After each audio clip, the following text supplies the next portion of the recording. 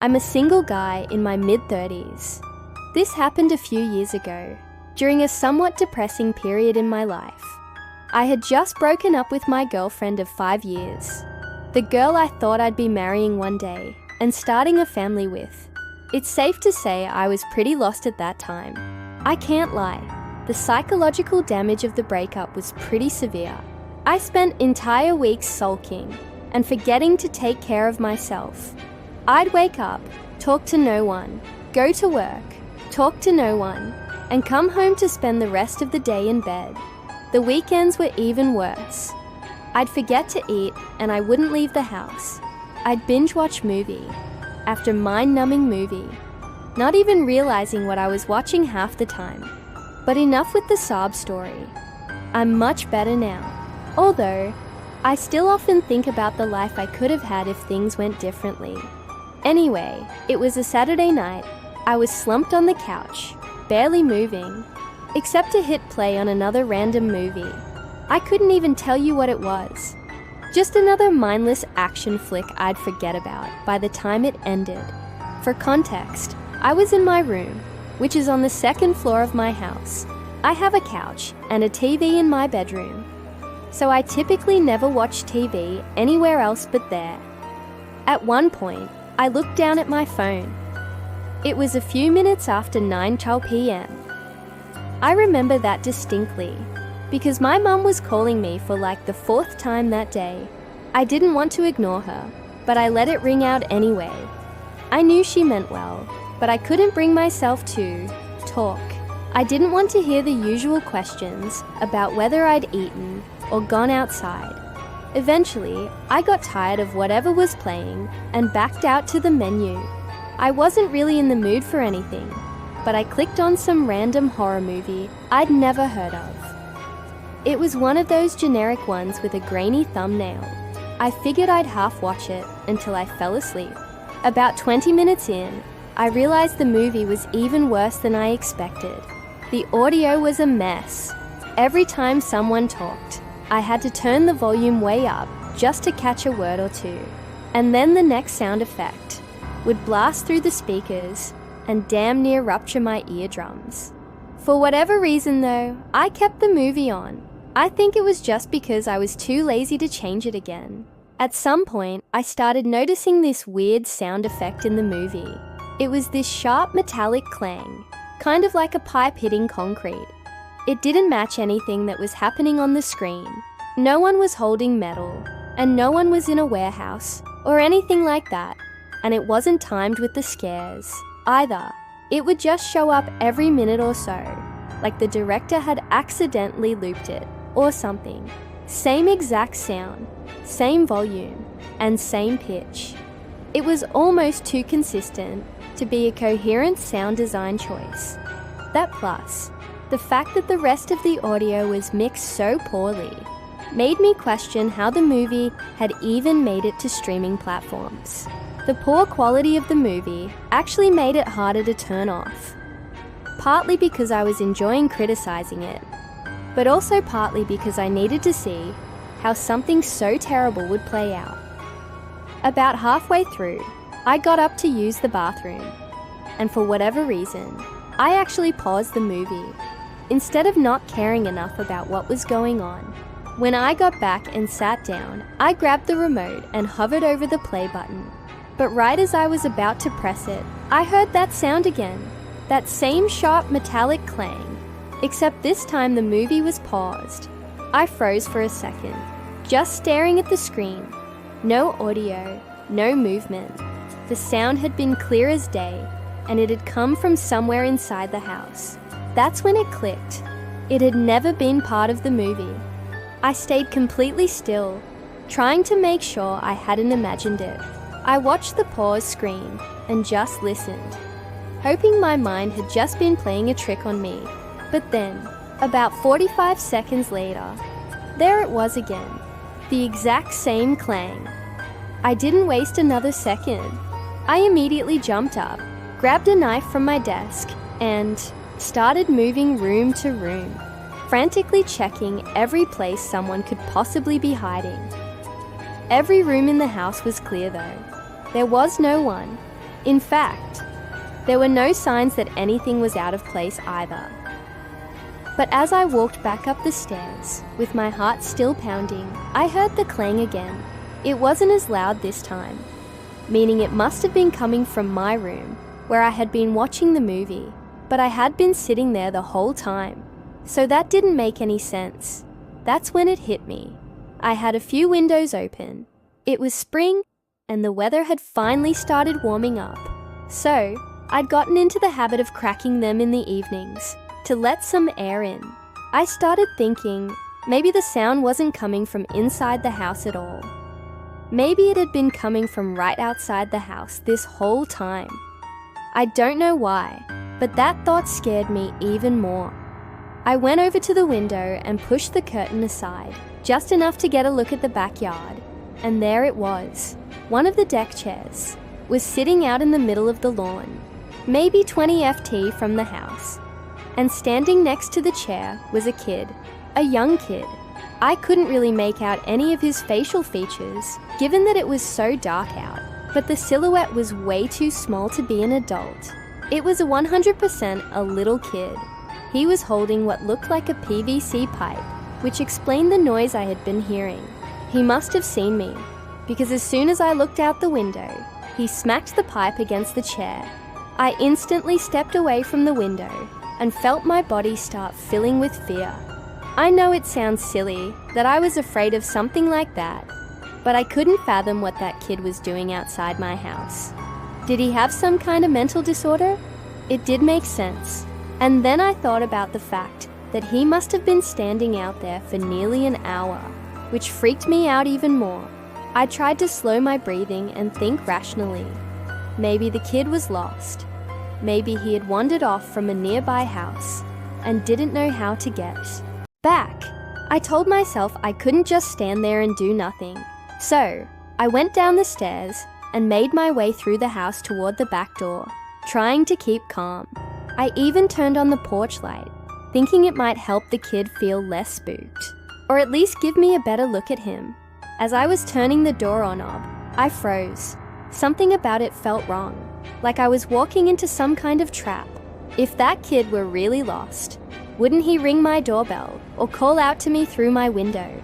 And even if he were too scared to, and ultimately decided that banging a pipe against one of my chairs was the best option, would he really stick to that strategy after a whole hour? It was insane. Something in my gut told me not to go outside, so I slowly backed away from the door. I crept over to a small window just left of the door, one that overlooked the porch and part of the backyard. I kept the light off behind me and slowly tilted the blind with 2 fingers, just enough to see through without drawing attention. And there they were. There were 2 men wearing all black, crouching below my back door, as if ready to ambush me the second I opened it. I must have stared too long, because one of the men suddenly turned his head and locked eyes with me through the glass. I dropped the blinds and instantly dialed 911. I was halfway up the stairs when I heard banging on the back door. Those guys were trying to break in. I sprinted to my bathroom and locked the door. By that point, I was having a full-on panic attack. I felt like I couldn't move. I was struggling to breathe, honestly. Shortly after I got to the bathroom, I heard a crash from downstairs, followed by the sound of footsteps walking around below me. Those people were in my house. I heard a set of footsteps walking up the stairs, and I held my breath as they made their way down the hall. I saw the bathroom door knob turn ever so slightly, followed by a loud bang, like they were trying to kick the door down. That made me lose it. I yelled at the top of my lungs that the police were on their way, and the person on the other side of the door instantly ran back down the stairs. A few seconds later, I heard one of the doors slam, and silence. The police arrived shortly after that, and I told them everything. There wasn't much they could do. I didn't have any cameras, and I wasn't even able to give them any valuable information. The one thing that made them take things a little more seriously was the fact that there was a child involved. According to the police, that kind of involvement suggested whoever these guys were, they weren't just impulsive criminals. They were willing to go way further, and that was the scariest part for me too. I don't like thinking about the poor kids' involvement in the whole thing. Every explanation I came up with is equally sickening. The police told me I was likely the target of a random attack, but the whole scheme was just way too elaborate in my opinion. Nothing has happened since though, and I've since moved on with my life. I just really hope that kid is somehow safe, even though I know the odds are slim. It's currently 2024 as I'm writing this. I'm a senior and I'm graduating in a couple weeks. Let me give you all a very brief rant. I never understood how most of my friends could survive a whole week-long spring break trip to Miami or some other party destination. I simply can't. So, for every year of college, spring break was an excuse for me to just go home and relax. This past spring break was no different. I'd essentially be going off the grid for a week, taking a break from grueling schoolwork and mindless drama. I was actually really pissed because I had been working on a flawless regrade request for a midterm I had just taken, and my scummy TA denied it for no good reason. But anyway, it was a Monday morning. I didn't really have any plans, just needed to get a workout in, but that was about it. I've always been a morning workout guy. It's the one thing that makes me feel like I have my life together. So, even though I was home for spring break and technically had nothing to do, I still set my alarm for 6:00 a.m. and forced myself out of bed. I figured if I got to the gym early enough, I could beat the rush. By 6:20, I was already dressed out the door and on the road. The drive to the gym takes about 15 minutes, mostly back roads through quiet residential neighborhoods. Nothing ever really happens out there. It was definitely a nice place to grow up in, but a little boring once I got older, and all my childhood friends started moving on with their lives. I was driving along, listening to some YouTube beats, when something strange caught my eye. There was an ice cream truck parked along the curb, just sitting there. Engine off, no lights. That wouldn't have been weird in the summer, I guess, but this was mid-March. It was still kind of chilly out. All the kids were still in school too. There was no reason for an ice cream truck to be sitting there at 6:30 in the morning. It looked completely out of place. As I drove past the truck, I slowed down just enough to glance through the driver's window. It was empty.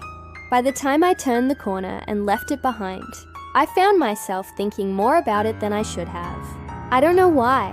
The sight just felt a little bizarre. It wasn't just that it was too early in the year for ice cream trucks. It was that I couldn't remember ever even seeing one in my neighborhood at all. Not even when I was a kid. My area just wasn't that kind of place.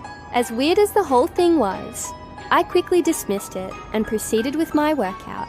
After the gym, I got a quick bite to eat and headed home, feeling like I'd actually done something with my morning.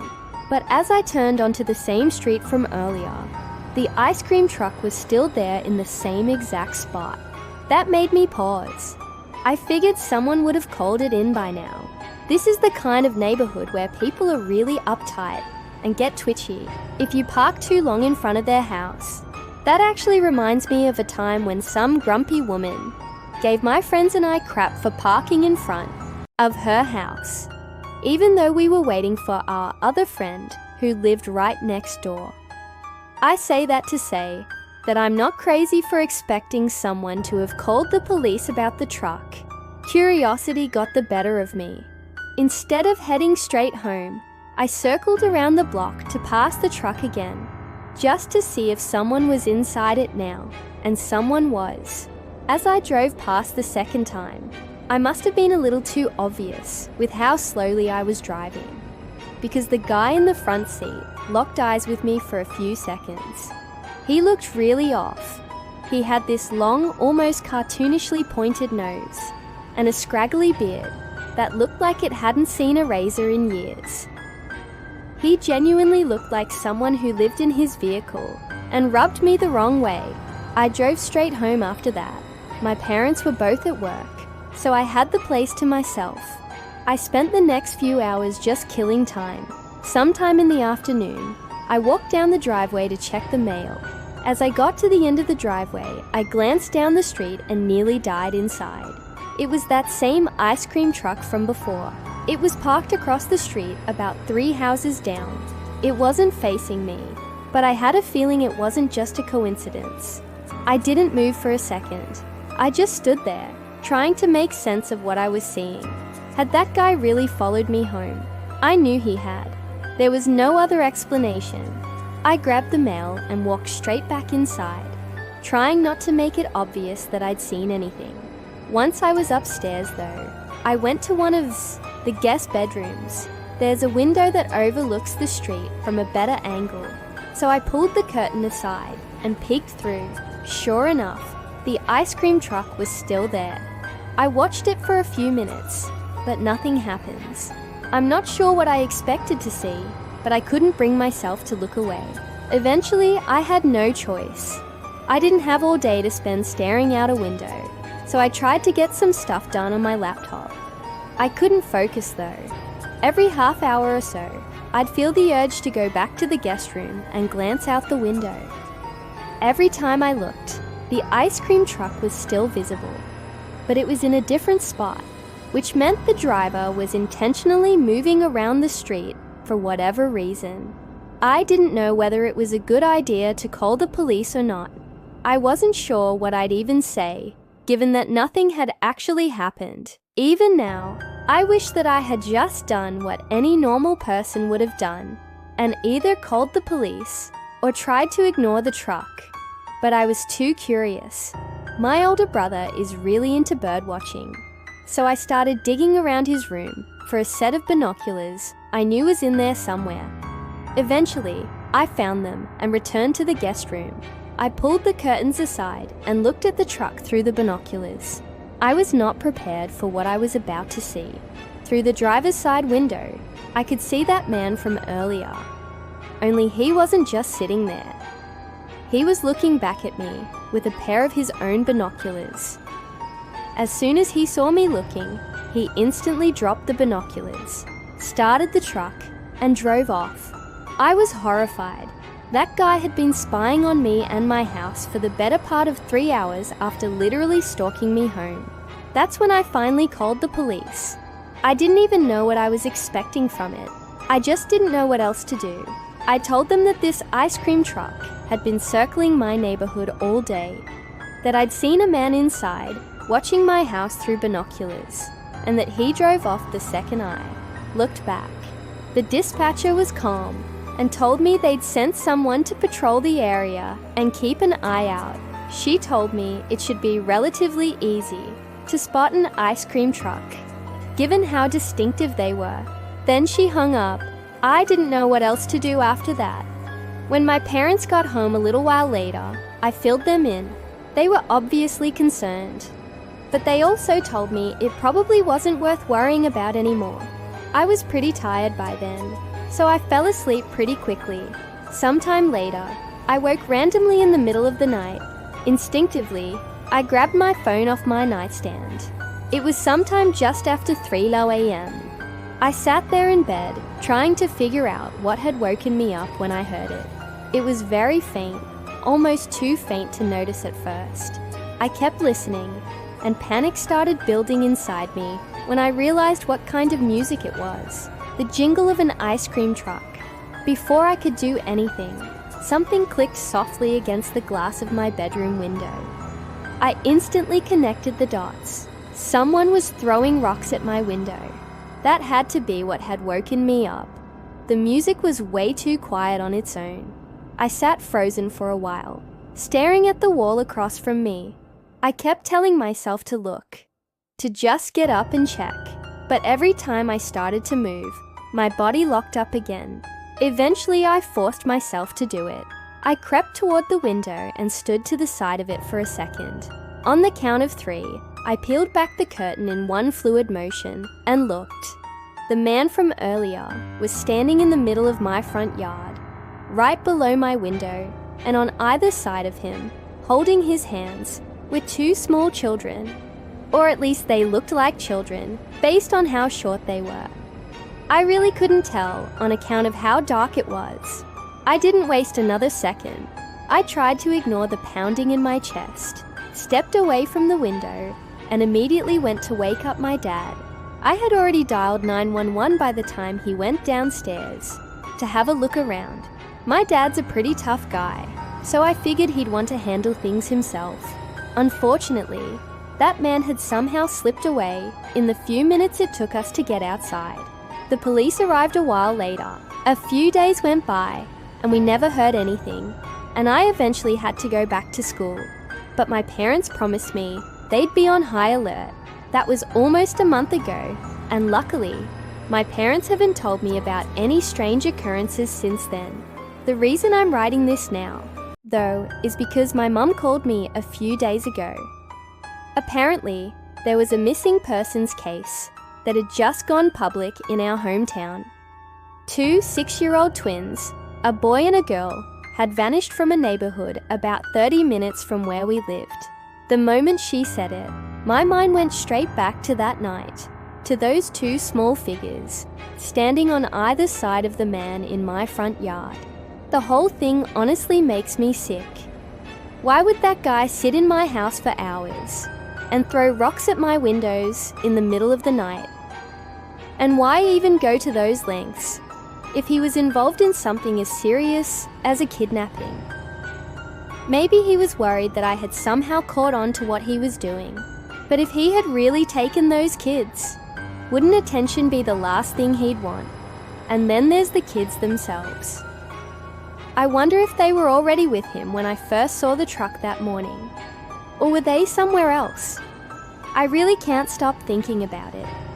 The only explanation I can come up with is the type of person who would kidnap a child doesn't think like normal people do, which is why that man would risk getting caught just to freak me out. My mom followed up with the police to try and shed some light on the case and our possible connection to it. If anything ever happens, I will send an update. This happened last spring about 9 months ago. I'm a sales associate for BMW, so my weeks are pretty busy. When I'm not at the dealership, I'm answering my phone. Because of all the phone work involved, sometimes I feel like I have more to do when I'm not at the dealership. As funny as that sounds, because of the nature of my work, I pretty much have to answer my phone every time it rings, especially when it's an unknown caller.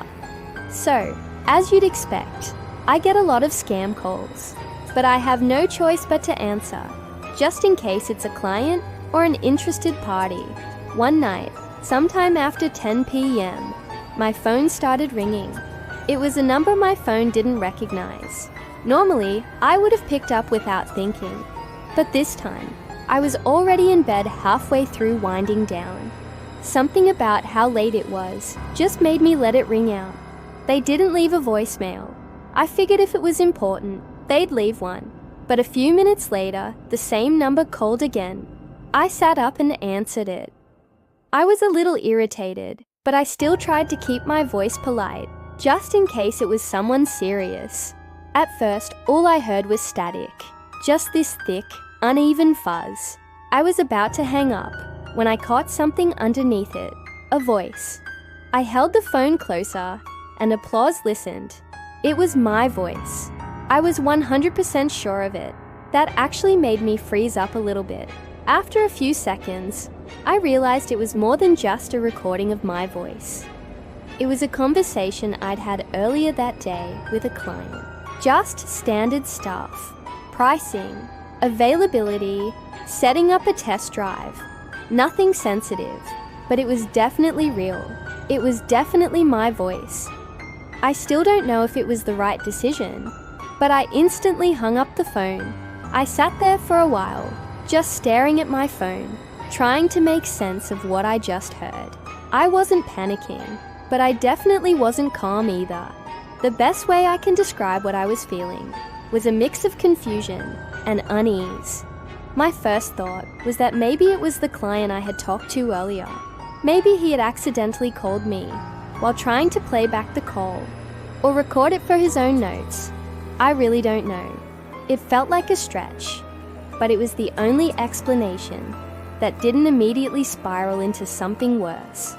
That didn't really explain why the number was unknown instead of the number he had called from earlier. But it was the best I could come up with. The next morning, I decided to call him back, just for my own sanity. He answered right away and seemed totally normal, friendly even. But when I brought up the call from the night before, he had no idea what I was talking about. He sounded genuinely confused. I apologized for the mix-up and hung up, and for whatever reason, I believed him. The rest of the day was normal. I had a few appointments, followed up with some leads. Nothing out of the ordinary. I didn't think too much about the call for the night before, but later that night, around the same time, I got another call. The number wasn't saved in my phone again, but it was different from the number that had called me the night before. This time, I answered it immediately. Exactly what I was dreading happened.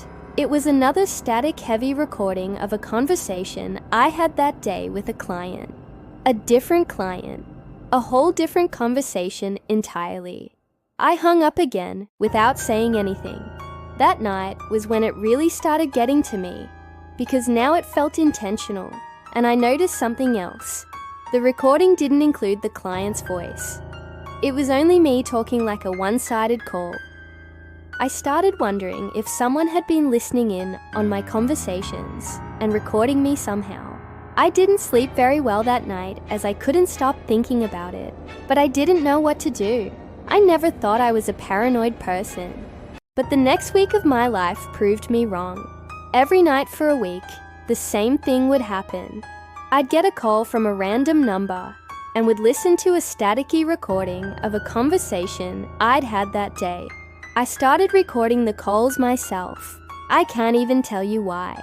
I just thought it was the smart thing to do. By the third or fourth night, it started to wear on me. Not just in a creepy, this is weird kind of way. I mean, it started to actually mess with my head. I couldn't relax. I couldn't think. I'd catch myself looking out the window every few minutes, like someone might be standing out there watching me. I started triple locking my front door. Then I started leaving a light on in every room at night. At one point, I even moved a chair in front of my bedroom door. Looking back, it's really hard for me to explain any of these decisions. But my mind was in a very different place during that period. Anytime my phone rang, even during the day, I'd step outside and answer it from the safety of my car, where I could see every angle around me. It sounds crazy now, but I couldn't shake the feeling that I was being watched. At one point, I even brought it up with the police. I felt ridiculous doing it, but I figured, if someone was monitoring me, I had to at least make some kind of report. The officer I spoke to was polite enough, but I could tell right away they didn't take it seriously. He said they could try looking into the numbers, but unless there was a direct threat or evidence of harassment, there wasn't much they could do.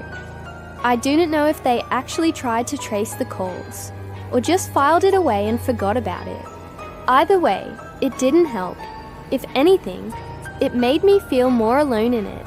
A few days later though, the call suddenly stopped. That week of obsessively checking my surroundings and answering calls for my car must have deterred whoever was harassing me. Part of me wanted to believe it was over, but I couldn't relax.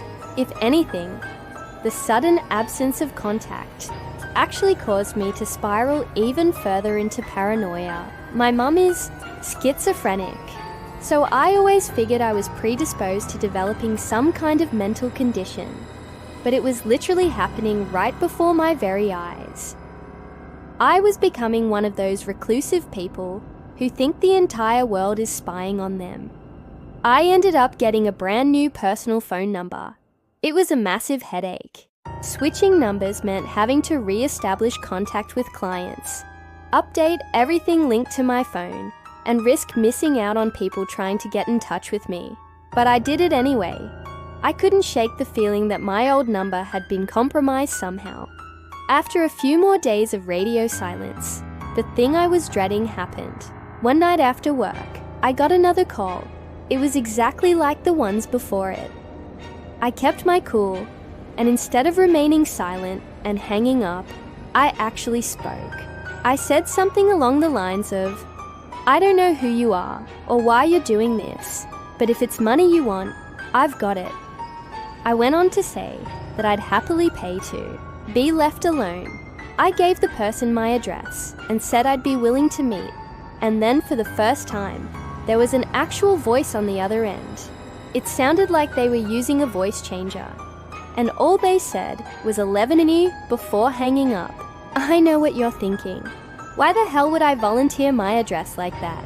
Honestly, I can't answer that question. I was acting irrationally. I know that, but it's impossible for me to explain exactly how my mind was working during that time. So, I'm not even going to bother. The next 4 days were the most traumatic and stressful moments of my life.